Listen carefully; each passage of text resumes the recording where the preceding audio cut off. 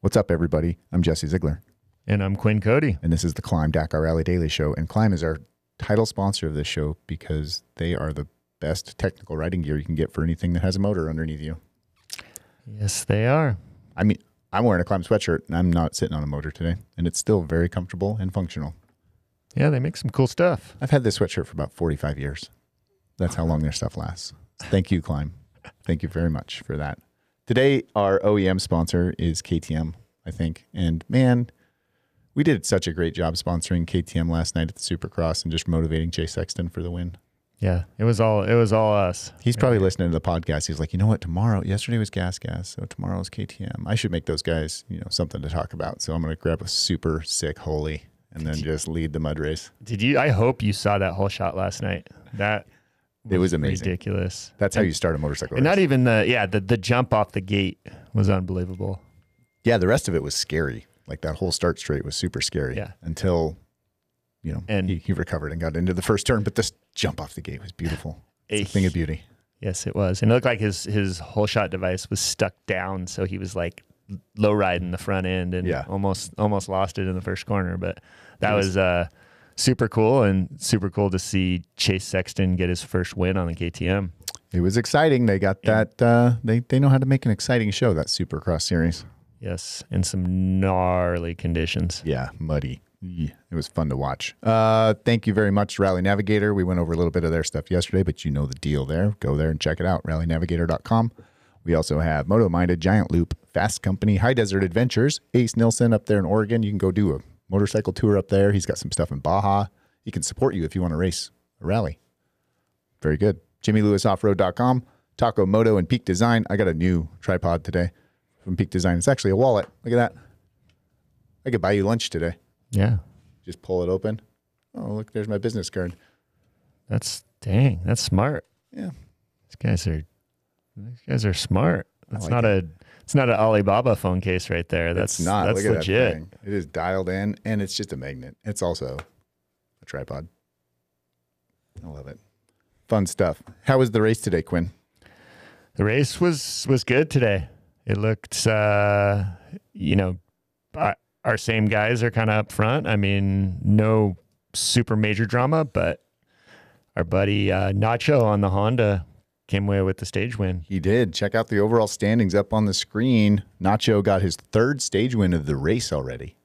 I mean, third stage win in 7 stages. That's a good performance. That's hard to do. Nacho, he's really gelling with the new bike, and he's on his game. I mean, last year we kind of didn't see much out of him, and I honestly had counted him out this year. I thought he was just going to be kind of riding in a little bit of a support role and not making big moves, but he's very, very impressive this year. Yeah, very great ride by Nacho. He beat Luciano Benevides on the stage by 3 minutes and 12 seconds, and then Kevin Benevides, his brother, was right behind him, 3:32 back from the leader. Like those guys were coming on strong. Yeah, Benevides brothers. We heard from them yesterday, and so it's really cool to see them on the podium and all South American podium. Yep, bring it on, South America. You're really representing your country or your continent well. These guys are, oh man, such a cool story. If I always think, like, if Dakar never went to South America, how many of these guys would have had the opportunity to race rally? Probably none of them. None of them. I don't think any of them, for sure. Yeah. I mean, Pablo Quintanilla. So, we have like 4 of the top guys that are South American racing in the Dakar. Winning the majority of the stages at this year's rally. So all the let's see, like Kevin got a win. Did he get a win yet? Yeah, Kevin got a win. Close to a win. Luciano got a win. See, we can't even keep track of who's winning already. I know. I was going to wear Kevin's rally jacket when he wins the stage. So oh, that's right. That's how we know they haven't won, is because we haven't had to see that atrocious visual. Yeah. For those of you that don't know, I'm probably double Kevin's size. You're like 2 Kevins. 2 Kevins. Yeah. You're 1 electric bike battery and 2 Kevins. That's how big Quinn is. I'm like maybe 3/4 of a Toby Price, but 2 Kevins. For sure. That's a great visual. Thank you for that. The top contenders shaking up below that. Ross Branch rode a really good race. covered some damage control in 4th place overall. Ricky Brabec was right behind him. These guys are 6.5 and 7.5 minutes behind the winner of the stage, Nacho Cornejo. Ricky grabbed 4 minutes of bonus time almost, which really came in clutch here. Yeah, I think Ricky really, I think, had the ride of the day. I mean, he started 3rd and caught Toby pretty quickly, and then started opening track and actually caught Van Beveren as well, and was able to get up front and open a lot of the stage. And as riding so strongly, didn't lose that much time as you would expect somebody starting up front, which is, man, just magical at this point in the race. No, Ricky's riding really good right now, and he's going to be tough this next week. Sanders in 6th place on the day, 9 minutes back. Svitko 7th on the day, 10 minutes back. Toby Price, Adrian Van Beveren, we just mentioned them. They were in the front of the race today, but they lost more time than Ricky. Yeah, Van Beveren. 12. Van Beveren gobbled up 5 minutes of bonus time, but it wasn't enough to offset his loss today. He got slaughtered today, really. When you look at the time lost, he lost 12 minutes, but then if he also collected almost 6 minutes of bonus time. So, we're talking 20 minutes off in a stage. So that bonus time is really kind of a lifesaver for a lot of these guys. Right. It saved him from a horrific day, but it was still a pretty bad day for Van Beveren to lead out. And tricky navigation caught him off. And then Mishek, 10th place today, 16 minutes back. So relatively tight race today, but that's enough time in this stage to really make a difference in the overall rankings. Before we get to overall, which is a great story because it's as tight as it can get now. Yeah, it's essentially tight. Yesterday. We thought it was tight. We were talking seconds yesterday. It's only 1 second today. We'll give you a little spoiler alert. There's only 1 second between Ross Branch and Ricky Brabec. But let's hear from stage winner first, because Nacho's got to bask in his glory a little bit here, and we got to give him the respect he deserves for racing a strong stage. So here's Nacho. Good stage, but I wasn't feeling really comfortable in the beginning. Was fighting with the bike a little bit, and then had some little crashes, stupid ones. But I just put myself to a test mentally, and I say, hey, come on, keep pushing. And I kept going, even if I was not fully comfortable. And I think we did a good job anyway, so happy. Well, it's been tough. Everybody's pushing hard. So we will have to do our best day by day until the finish. The strategy is going a little bit how we want, so we still have some long days if everything goes right to start it from the back and push to recover time. But yeah, I'm going to fight it till the end. Little discomfort today, maybe? Yeah, a couple crashes and still. Think that's some rest day jitters or just not being in the vibe on rest day coming out, or is it just a tough stage? I think it's a combination of all of it, right? I think a lot of these guys probably get out of the rhythm a little bit after the rest day.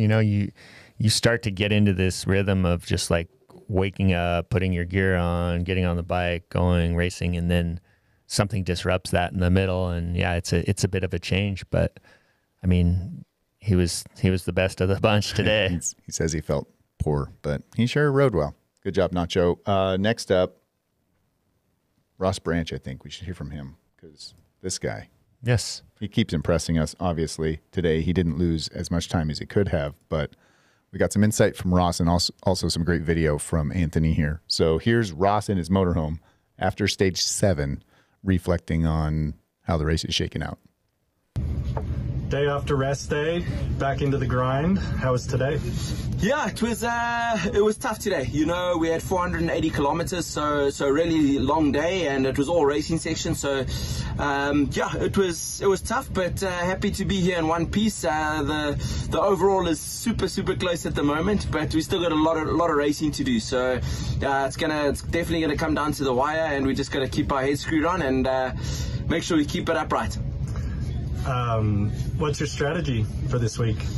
We don't actually have a strategy at the moment. We're just gonna, take it kilometer by kilometer. It's been one of the toughest Dakars ever. So, anything can catch you out. The navigation this morning was super tricky, and you can lose a couple of minutes so easily. So you've just got to make sure that you try and nail all the navigation, get to the finish line, and then see how it goes from there. But the boys are going fast, so we've just got to make sure we don't lose too much on them and keep it upright. That's the main thing. You seem to be in kind of a good spot in around that 5th, so you're not really seesawing. Is that ideal for you? Ricky might be in a bit of the same. You might catch a bit of bonus on the odd stage, but would you rather be there or at the front and seesawing? Me personally, I'd rather be at like the 4th, 5th place, you know. It just helps with the navigation just that little bit and helps you calm down a little bit more instead of trying to open the road and go as hard as you can. So yeah, I'm happy with where I'm at the moment. You know, Ricky's definitely going to be charging in stage 8 for sure. He's coming from behind, so he's going to be putting on a big charge tomorrow, but I'm in also a good position to make an attack, so it's going to be close. But you know, everybody's riding so well at the moment, so you can never count anyone out. This is Dakar Rally. You need 10,000 kilometers to win. You need 1 kilometer to throw it all away. So yeah, it's going to be tough, and yeah, it's fun. You know, it's definitely keeping everybody back home on their toes, and yeah, let's see what happens in the next couple of days. And that was my last question. You've been at this for a few years, but this year it's all coming together. You're still in the race. How much fun are you having out there? Yeah, it's been amazing. You know, that was my goal for this year, is just to do as well as I possibly could every day, all day. And, you know, it's been working well for us at the moment. So just trying to get to the finish of every day. You know, I think the speed is there, and the navigation's not too bad. So we've just got to make sure that we just keep on following our goals and not get caught up with the overall leaderboard. Keep enjoying, buddy. Thank you. Thank you, guys. Great stuff from Ross. Wow. So crazy. I mean, these guys are just going to be battling this last week, just hammering each other. I mean, it's going to come down to who wears who down, because Ricky Brabec's riding better than I've ever seen him. Ross is basically hanging right there. Yeah, he's been there the whole race. He looks good. He doesn't look beat down. No, he looks fresh, and he always sounds fresh. I mean, this race is really distilled down to a few guys, and 1 second, guys. That's what we're talking about now. 1 second between first and second place, Ricky Brabec and Ross Branch after today's stage. And that's crazy. Let's look at overall standings right now. We just go straight into overall. Yeah, I mean, that's the... We do have a quote from Rick. We do have a quote from Ricky. Let's talk about... I think that... Let's showcase our overall standings here first, okay, and then let's maybe look at we'll this. hear from Rick, because this is impressive, I think. So here's the overall. You can see Ricky Brabec's in the front. You know, he's got a 1 second gap on Ross Branch in second place. He's got 10 minutes of bonus time gathered, 10:18 gathered this race so far. He's got 1 minute of penalty. Look at Ross Branch. He's got less bonus time, 3:59, 1 minute of penalty, and they're 1 second apart. So Ricky's really done a great job when he has to lead out by getting as much bonus time as possible and then minimizing his loss. And when he's not leading out, he's getting to the front really quick and racing fast. And then Nacho's only 6 minutes behind in third, 6:48 in third, almost 7 minutes behind. So this is tight race to the top three. When you drop back into fourth place, Adrian Van Beveren, like we said, he lost almost 17 minutes or something on the clock today. He's now almost 15 minutes behind in fourth place. The Benevides, Price, Sanders trio, 5th, 6th, and 7th, and Luciano in 8th. You know, they're 25 to 45 minutes back. Yeah, I mean, it's really interesting to look at the top three here, right? These guys are so close, and you know, you have to think Ross Branch is the underdog, right? I mean, he's solo up there. Yep. He has two guys, really experienced guys who are clearly riding really well, opening stages really well on equipment that has proven to be working really well. And you look at the bonus time, right? Mm-hmm. Ricky's got 10 minutes. Nacho's got 14, almost 15 minutes of bonus time. Yep. Ross is right around 4 minutes, so he's opened a bit. Yeah. But it's clear that these guys are dominating opening stages right now. Yes. And it's going to be... it'll be a lot telling tomorrow in the next couple of days. Nacho has to lead out tomorrow. How much time is he going to sacrifice leading out? Tomorrow's actually a decent stage to lead out. We'll talk about that in a few minutes because it's got actually a little bit shorter special test total time. There's a big liaison in the middle, but we'll get to that when we do next stage. But Ricky and Ross are going to be right next to each other this race, starting flip-flopping on top of each other. They're not on opposite ends of that seesaw spectrum. They are neck and neck, literally 1 second behind. Yeah, tomorrow's going to be interesting, and Ricky's going to start behind Ross, so he'll have a little bit of a time gap there that he can try to close. Yep, maybe try to stretch out. Maybe put a little padding, but stretch out this 1 second gap. How would that be if Hero is wins this rally? It's a great story. I hope it happens for all of rally awesomeness. Yeah. Let's hear from Ricky about his day, though. Doesn't sound like it was an easy day today, like we said yesterday, and you just heard Ross mention it was 480 some kilometers of special test right after the rest day. That's a massive day. Yeah, the day after rest day is never easy. We started off this morning third, so it was a bit tricky. All the guys that were I wanted to beat started behind me, so it's been a tough day. I haven't had rear brakes since like kilometer 40 or 50, so it's been a slow day for me. But overall, happy with how the day went. Not probably the result that we're going to want to see, but I'm still 100% ready to go. So next 5 days is going to be a good one. Seems not too bad. Seems not too bad. Not too bad. Seems not too bad, Ricky. Yeah. I mean, he rode the majority of the stage with no rear brake. And in the front. Yeah. And he's still leading this race. So this race is it's neck and neck. It's wild. Let's get a little insight onto the HRC rally program. We got a great little interview coming up with Johnny Campbell, who's on the ground with Ricky Brabec. We do have a great pre-race interview with Johnny. You can get a little insight into his role with HRC and how he came into rally. And now we got an update today from Johnny in the pits after stage 7. Johnny Campbell, Honda's in a pretty good spot. How's it going? Hey, it's going pretty good. It's been a race. From the get-go, the guys have been really working hard. The whole team's been putting in a lot of effort. We have a new bike this year, and so we put a lot of work into it, and it's neat to see it go. But I don't count my chickens before it hatches. It's like there's a long ways to go in this thing, and anything can happen. For sure. What's the strategy moving forward? Our guys are going to race. We have 3 guys in the hunt: Ricky, Brabec, Nacho Cornejo, and Adrian Van Beveren. And the guys got to race. Because there's especially with the hero, Ross Branch, he's right in there, and so it's a fight, and these guys got to make as much time and try to gain as much bonus time as possible. I know you got a new bike, but it can't be all the bike. It seems like your guys are making, a few less mistakes, and they're all just on it. What's not the secret, but how have you come so dialed this year? Well, obviously the equipment is, there's been work put into that, but it really comes down to the racer.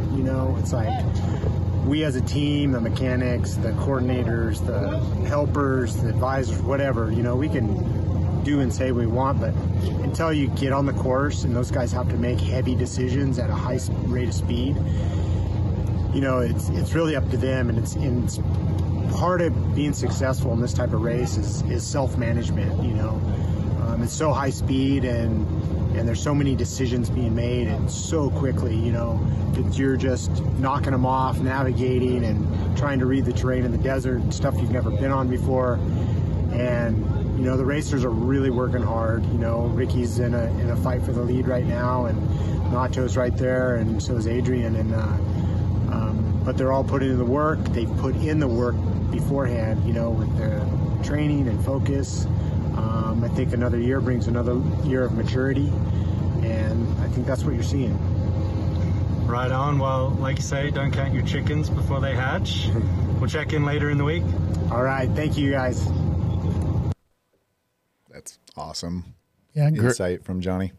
Great stuff from Johnny as always, and that him saying that the heavy decisions that these guys are making at a high rate of speed, and I think the casual person who's just watching Dakar highlights or whatever doesn't fully understand like the the mental capacity that it takes to make these decisions, these navigation decisions, and decisions to attack or decisions to hold back.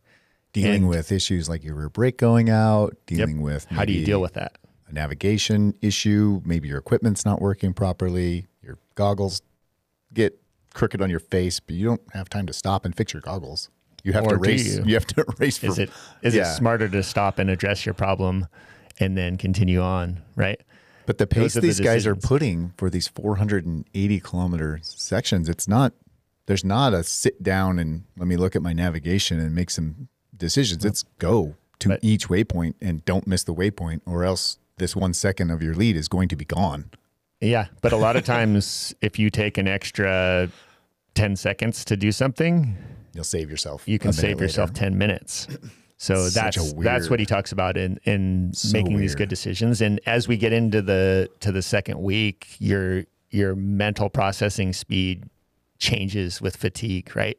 Yeah. And so who has the strongest mind and who is the least fatigued is going to really come into it, because your mind gets tired when you're out there. You're looking at, I mean, they have hundreds of notes to look at as they're riding. Like sometimes every kilometer there's a note, and you're reading these notes and you're reciting numbers in your head. You're looking at cap headings, you're looking at odometer readings, you're looking at notations, little drawings in the thing, and sometimes there's multiple notes right in a row. And so that's mentally fatiguing. And so the guys that can keep the mental strength the longest are the ones that are gonna come out on top. That's because amazing. Yeah, you're not, I mean, you just get tired, you lose focus, and that's it. That's mind blowing. You make one mistake and it's 10 or 20 minutes. And these people only have 1 second between them. Neither one of them have made very many mistakes. That's testament to how well they're racing. That mental capacity, we've talked about how tough it is to be on your own out here in the Malle Moto class. Again, we're getting into the second half of the race. This beatdown is getting really hard on these guys every day. Not a lot of real big shakeup, but we did get some more penalties in the Malle Moto class that has shuffled around the standings. But it seemed like navigation today on the stage in general was pretty tricky for a lot of people right off the bat. We know a few people missed a first waypoint, which people are getting knocked down a 15-minute penalty. If you get to the end of the stage and your system hasn't registered you at all the correct waypoints, you will be assessed a penalty for not, hitting all the waypoints. That's the point, is staying on the course and hitting all the waypoints. Yeah, I mean, if you follow the road book exactly and you're perfect on the road book, you will hit the waypoint. Right. There's an arrow that pops up when you're within a certain distance of these waypoints, and it guides you to the center of it. But if you get to a point in your road book and that arrow hasn't popped up, but it's showing a waypoint on your road book, then you know you have a problem. You've gone wrong somewhere. So a lot of times what happens is, like, these guys start doing circles, and then there's more and more tracks, and they can't find the right canyon to go down to find the waypoint or whatever. And so sometimes they just get to a point where they give up. And they're like, I've been here for 10 minutes. It's a 15-minute penalty. I'm out of here. And so what you can do is push waypoint plus on your GPS, and it advances to the next waypoint. Skips it. Maybe you see dust from guys heading off in another direction, and you hope. You're like, I don't really, the best. I don't really feel like spending the night out here. I'm just going to keep going to the next one. I'll take my penalty. Yep. Or other times they just cut it short and miss. So a lot of times, like, guys start cutting a corner where there's a waypoint. Okay. And they go a little more inside, and maybe you're trying to pass somebody, you're not paying attention to the road book. They go inside, miss the waypoint, they keep going, they don't realize until 10 kilometers later that, the arrow on their GPS is pointing backwards. And then at that point, depending on your race situation, it's not worth you going backwards to get it or looping back around. It's just like, oh, that was a mistake. So you have to just advance to the next waypoint and move on. Take that 15-minute penalty and to be at the top of this race right now, you can't have any of those mistakes. You can't have a 15-minute mistake. You can't have any navigation error. Essentially, is going to put you out of contention at this point. No, the leaders aren't going to miss waypoints. They're going to make sure they get it. But some of the guys further back into the pack, some of the Rally 2 competitors, some of the Malle Moto guys, they're going to, obviously pick some penalties up, just because a lot of the times they just get into that, like they zone out on the road book. They're used to riding in the back. They're used to following tracks. I'm navigating sort of, you know, until but it in gets the end, tricky. I'm just following the guys in front of me, and yeah. Well, these Malle Moto guys, they got enough to think about. If you look at the stage today, Jerome Martini, he came in first today. Pretty big gap because Tobias, I keep saying his name wrong, just like everybody else's name. I just apologize. He came in with a 15-minute penalty, so that cut him back. Juan Puga, look at this guy. I don't think we've talked about him yet. Third overall, David Pabiska, Albert Martin Garcia, Jeremy Gebert, Michael Jacoby. Where's our man, Jolie McCoy? Mione, and Cesar Zassetti, and Libor, our boy with the duct tape on his face. Libor from Czech. Still 10th. trucking. Yeah. Let's scroll down here, see if we can find Kyle. There he is, 20th. Okay. On the day. So a general rankings for the original by Motul. Tobias still has a, hour lead with a 37-minute penalty. Jerome Martini, here's your top 10. American guys we like to check on. Kyle's in 12th. So pretty cool. We got a little insight to them yesterday with some interviews. Seems super cool. Like you could just go there, you run your own thing. You got your little lunchbox of stuff. You're on your own. Real adventure Dakar, right? Like real adventure. Doesn't look cool. It looks hard. I mean, at some point it has to seem cool when you convince yourself to do it. Like this is going to be epic. Like it's going to be so rad. Seems cool when you're sitting at home. Like, I'm going to do Malle Moto. I'm going to do the true Dakar. But then when you get there, and on rest day yesterday, these guys are out working on their bikes all day, and they don't even have an easy up. No, like they really don't. There's no shade. They're in the elements, wrenching on their bike. And I can sit here and fantasize and romanticize about like that would be cool, man. Like I could do that, right? Like I could do that. I could go there, and if I had the money and I trained with Jimmy and I trained with you a little bit and navigated a little better, like I could finish that. Like, what do you think the reality is for most people? Could they finish it? What I tell people is that it's the hardest thing you'll ever do in your life, the Dakar. Yeah. Even on a supported team. Okay, got it. Right. Yeah. And then you go make it harder for yourself by doing it all yourself. Malle Moto. Okay. Yeah. I mean, it's cool, but is it that cool. possible? I mean, I have the fantasy once in a while. I'm like, I should try to do Malle Moto. It'd be kind of fun. And then I'm like, ooh, no. Maybe not. Maybe well, not. You've already tasted the other side and seen how HT and those guys treat people. Yeah. Instead of taking our word from it, we caught up with Charan Moore, last year's Malle Moto winner, by a few seconds over Javi Vega, which we talked to. And Charan's now on a HT team. I think he's with the HT squad. And here's Charan Moore's video interview from today after stage 7. Give you a little insight into, is Malle Moto really cool or not? Charan Moore, last year's Malle Moto winner. He's come over to the luxury side. How is it? It's so much easier. Life in a team is definitely worth every cent. Who are you with, and how does it compare? I'm with HT Rally, Henk and the team from Netherlands.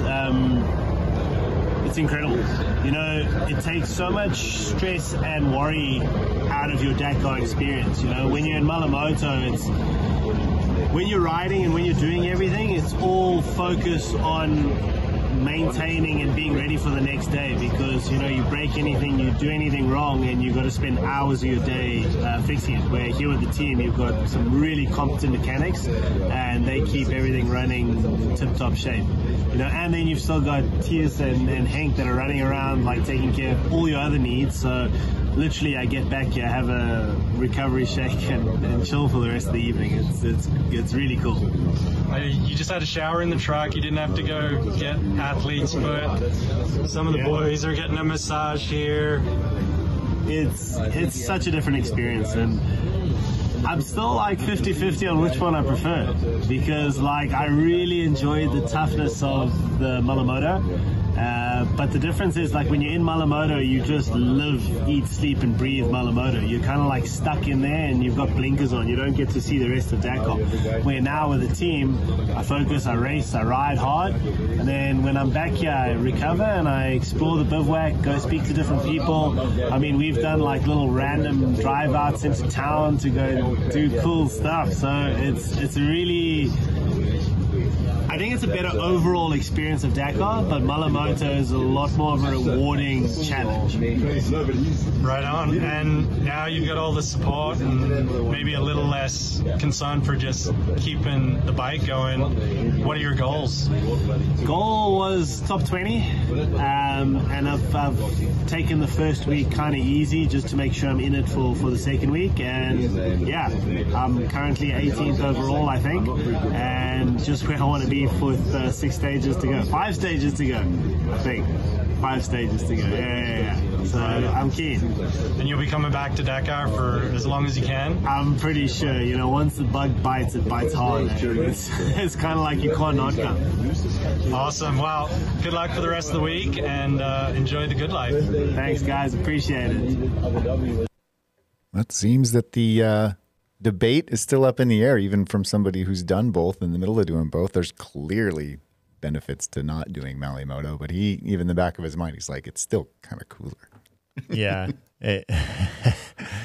I mean, like you said, you're in that little you're in that bubble of Malle Moto. Yeah, you don't have time to do anything else, and you're constantly in survival mode, I think is what Malle Moto is, right? You're just trying to get to the end of the stage and do as little damage to the motorcycle as you can. I don't know if I could handle the anxiety. I think all day I would just be a nervous wreck. Like, did I remember this? Did I remember that? And I'd just be out in the desert being like, and I know it would catch me out. I know I would forget something stupid, like Master Link, or like, I don't know, something, tightening an axle bolt. Like, that would be me for sure. Just like, I did my checklist. I still forgot something stupid. I still lost my keys. Like that's me in a nutshell. Yeah.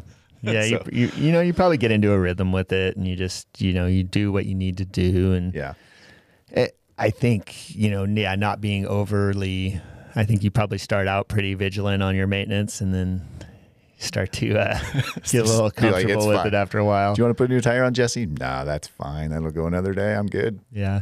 But the HT Rally team is a solid team. And anyone ever asks me, how do I do Dakar? What do I do? Who do I call? I send them to Hank, because he really just does a good job. It's turnkey. And, we saw the other American Western car there.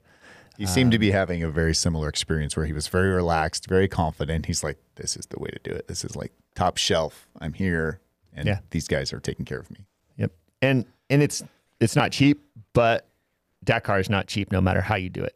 Right. No, so you're going to be spending a lot of money and tons of your time. You spend, you save 20 grand to have a miserable experience. Do everything yourself. Right. Pay yourself the 20 grand and have somebody else do it. At that point.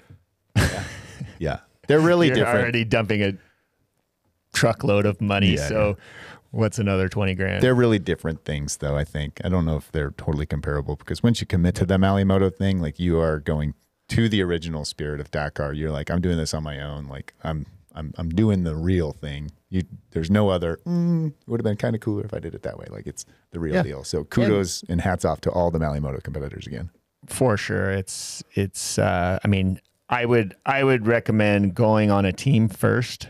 Oh, good. Experiencing the whole thing, like checking it out, seeing how it all works, because like I said, this whole experience is designed to wear you out and wear you down, and tiptoe in. Yeah, even the sign up process is difficult. So if you have someone there to guide you through it, and do it that way, and then come back for Malle Moto, I would say that would be your best bet. Nice. Or if you even could get the opportunity to go in a team in an assistance car, assistance rule, and just see it first.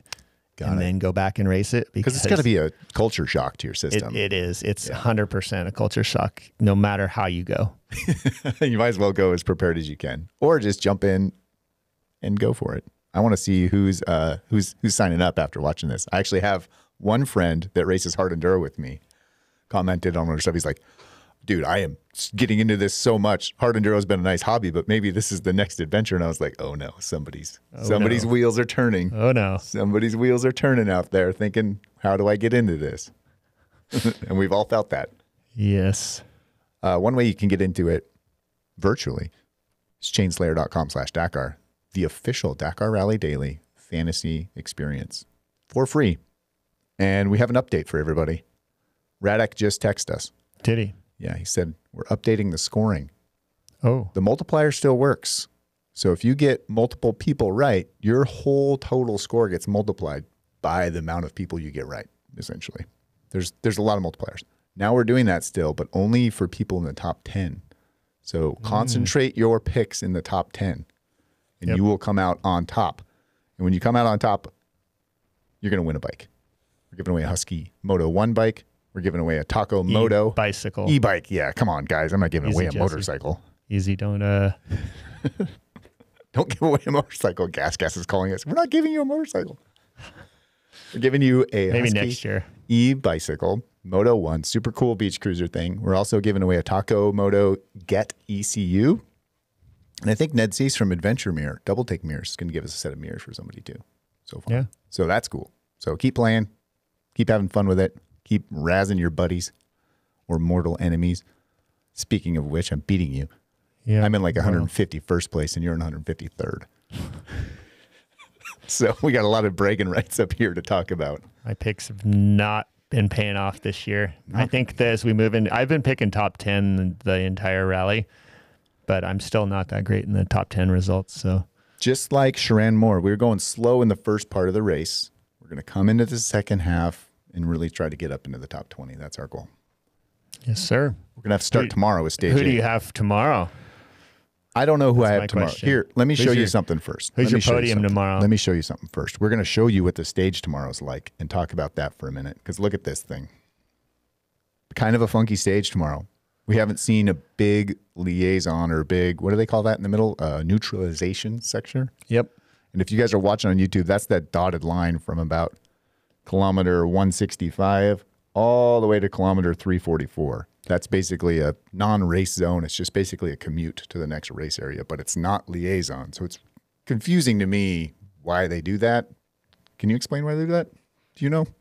You know, I mean, it just depends on the terrain and where they're heading through. This may be that they didn't have the terrain to race on in that section. So but they do before and after it. So they're like, let's take advantage of these two spots here and here. But like in between, we're going to have to do neutralization because it's a town or something. Yeah. They have a city or something to go through. And so that's probably on a paved road, I would imagine.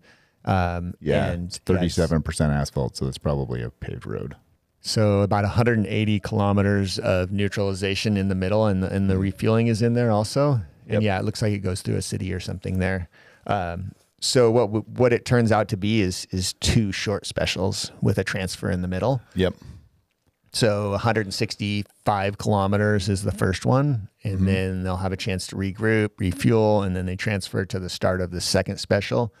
They'll restart in the order that they came in. So, you know, if you're position wise, if you've moved up, you'll be able to tell to start there, and it'll give you that sort of visual timing cue to see where you're virtually standing in the stage. Some of these guys rely on that information a lot to determine if they've made mistakes or if they're charging hard. It's helpful, and it's helpful. You could possibly work on your bike in the neutralization, do a little bit. There at times service crews have been allowed to go onto the neutralization. I don't think this stage they will.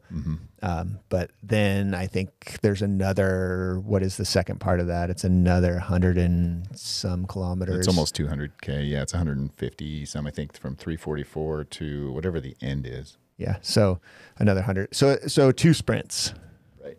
And as you see the map, if you're watching on YouTube, there's a big orange line on the bottom, and that's actually the service route where the bivouac guys, the mechanics, the catering tent, everybody else is traveling along that road south, it seems.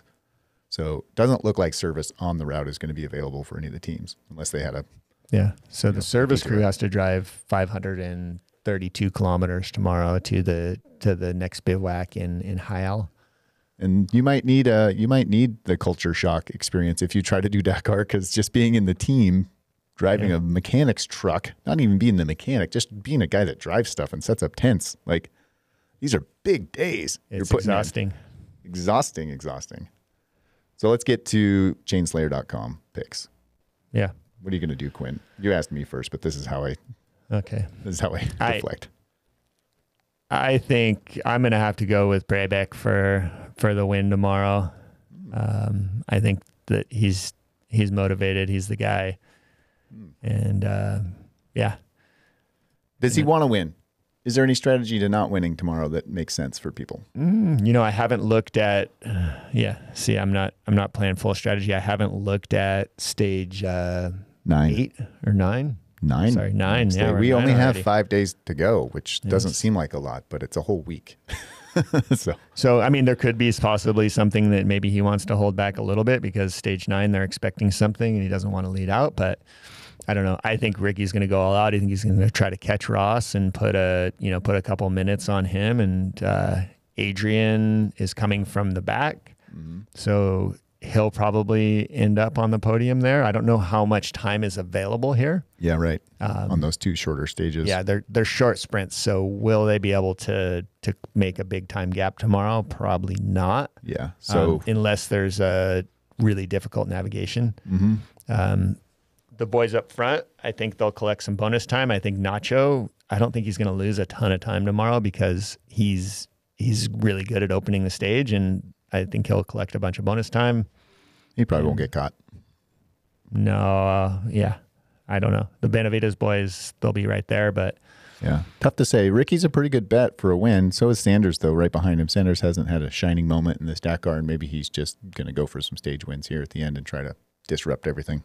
Yeah, we'll see if he can elevate it. But I think that the level of these top 3 or 4 guys is so high right now that it's going to be tough for Sanders and Price to elevate their game to the point where they're getting stage wins. Yeah, they would have done it already. Maybe. Yeah.